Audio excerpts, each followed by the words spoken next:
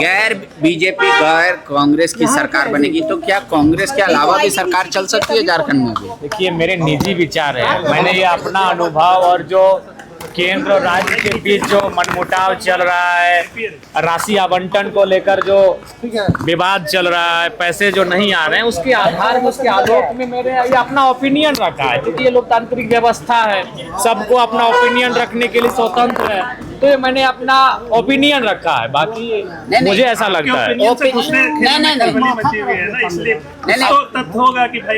नहीं, संभावना है, बिल्कुल भी संभावना है, बिल्कुल हो सकता है, इस बात से इनकार नहीं कर सकते। ये मेरा ओपिनियन है। हाँ। क्या उस सरकार में आप मंत्री बनना चाहेंगे?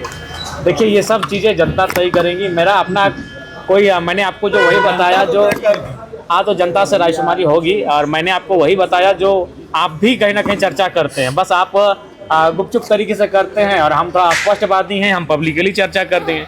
चर्चा आप ही से सीखे हैं पत्रकार बंधु, पंडित जी हम आपसे सीखे हैं महाराज, आप लोग चुपे करते हैं। सुनिए, नहीं, देखिए, ओपिनियन कायम होने से पहले या तो अपब्रिंगिंग होता है या सुना जाता है, सोर्सेज होता है, तब ओपिनियन बनता है। फ्री विल तो होता नहीं है कुछ। तो अगर ये ओपिनियन आपके दिमाग में गया कि आगामी कुछ महीनों में या कुछ दिनों में झारखंड में कांग्रेस हट जाएगी सत्ता में, तो इसकी संभावना आप बता रहे हैं कि पैसे की कमी है सरकार के पास, तब तो बीजेपी को सटना चाहिए। आप कह रहे हैं नहीं, दोनों नहीं सटेगा, सिर्फ जेएमएम की सरकार चलेगी। तो इसके पीछे क्या तर्क है, वो नहीं समझ। देखिए, इसके पीछे तर्क आप जानते होंगे, बेहतर जानते होंगे। मुझे जैसा चर्चा है, जो कांग्रेस है, लोग ऐसा कह रहे हैं, और पिछले बार की सरकार में आप देखे होंगे कांग्रेस के कई विधायकों पर इस तरह की बातचीत हुई थी, जिनमें अभी वर्तमान मंत्री पांडे के नेतृत्व में कुछ लोग पश्चिम बंगाल तक की यात्रा किए थे। तो ना उन सारी चीजों को आप लोग तो ये आप मान रहे हैं कि जैसे बिहार में, उड़ीसा में क्रॉस वोटिंग हो गया, क्रॉस वोटिंग सामने आया, तेजस्वी जी ने सार्वजनिक स्टेटमेंट दिया कि मेरे ही विधायकों ने दगा दिया है।